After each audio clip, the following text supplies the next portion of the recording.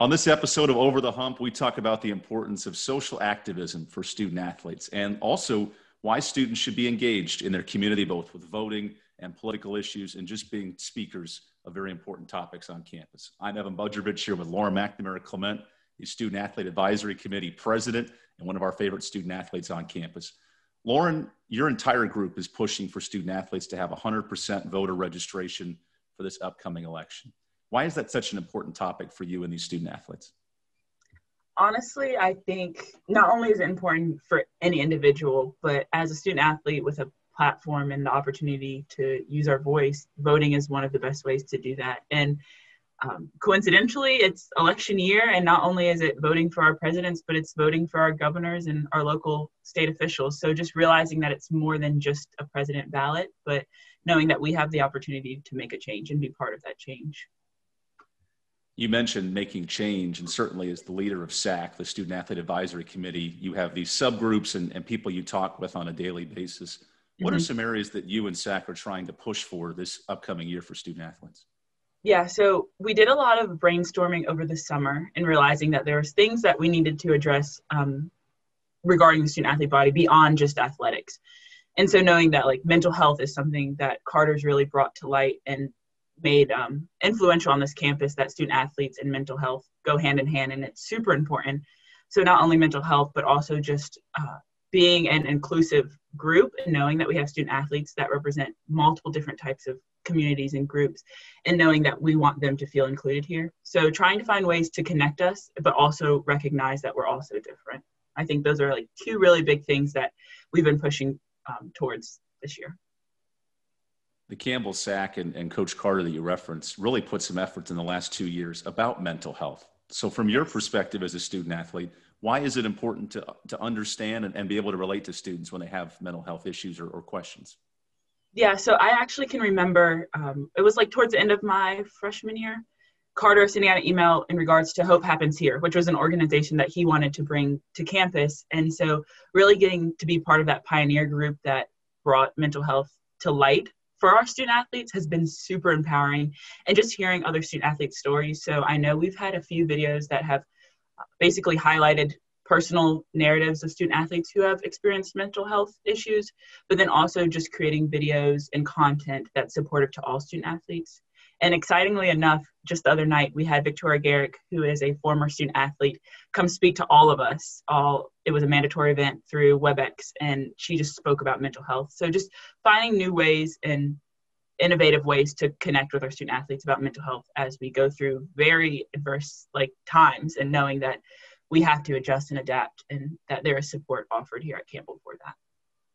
Speaking of overcoming adversity, of course, you as a Black student athlete have a different perspective than I or others may have. So my question would be, as a student athlete, what is the value of the entire community coming together and being supportive of different ethnicities, different backgrounds, and trying to have the back of these fellow student athletes?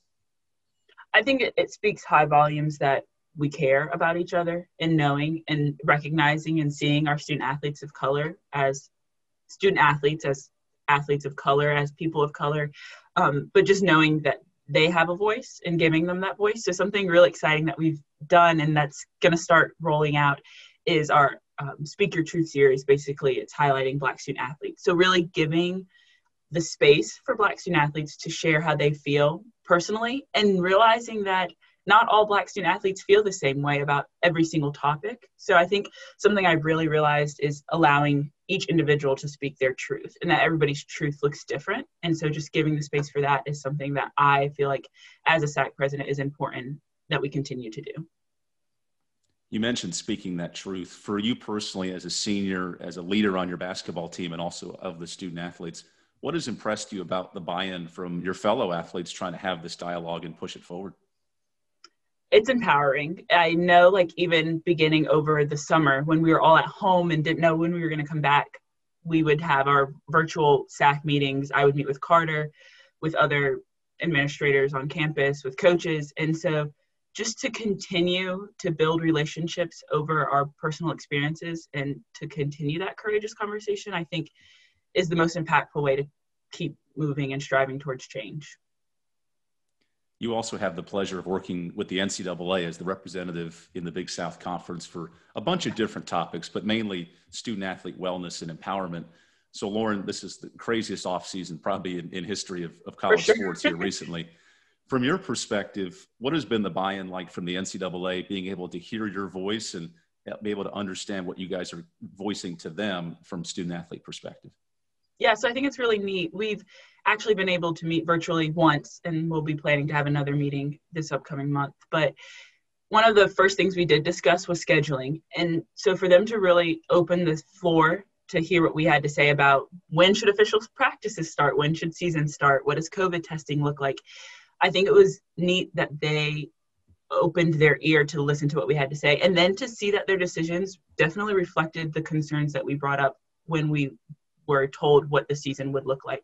So I think it was special to have that opportunity, and then super empowering too to know that like every women's basketball team conference was represented in that discussion. Lauren, you're referred to as an older sister on this team, of course, being a senior and one of the veteran players. So why do you take that role of being the mother hen or being the supportive person on the team so seriously from a leadership standpoint?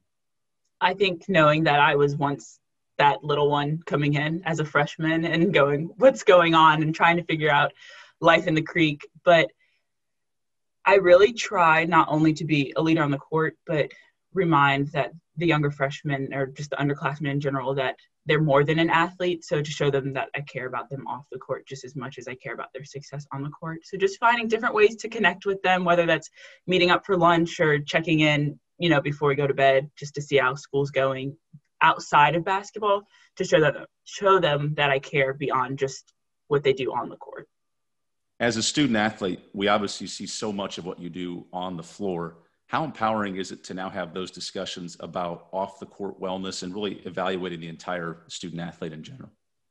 Yeah, it means a lot because it's super applicable to me as well. And so I can relate to needing that emotional support or that extra tutoring or whatever it may be. So knowing that like I'm not the only student athlete who needs it, but I've experienced that need for that well-being support beyond athletics, and then just being able to connect with other athletes and realize that they also too have needed it. So being able to connect beyond just being athletes on the field or on the court, but sharing experiences beyond that day in and day out. Lauren, you and your fellow campus student athletes have gone through a bunch of COVID protocols and safety precautions. What have you enjoyed most about being back with your teammates, even in some virtual senses as well, but to be able to have that community again and try to work towards the season? Yeah, I think we definitely missed each other tremendously because we're usually here all summer. So we usually get a full year of school and then we go home for a little bit and we're back at it and we spend so much time together. So honestly, just being in their presence and kind of bringing back that like energy and that light to being able to be on the court and be in the weight room, and just remembering kind of our why and being able to do it together and just honestly trying to make the best of the situation. I know for a lot of us, seniors especially, just knowing that this is our potential last go around. So really, what can we do to make the best of the situation we're in? Lauren, you're the SAAC president here on campus, obviously a team leader on the women's basketball team, and we really appreciate the time. Thank you.